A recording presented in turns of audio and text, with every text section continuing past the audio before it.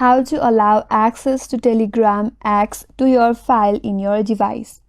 Hi everyone, this is Kate and welcome back to another video, and on today's video we will learn how we can allow Telegram X to access files on your Android device. So without further delay, let's get started with this video.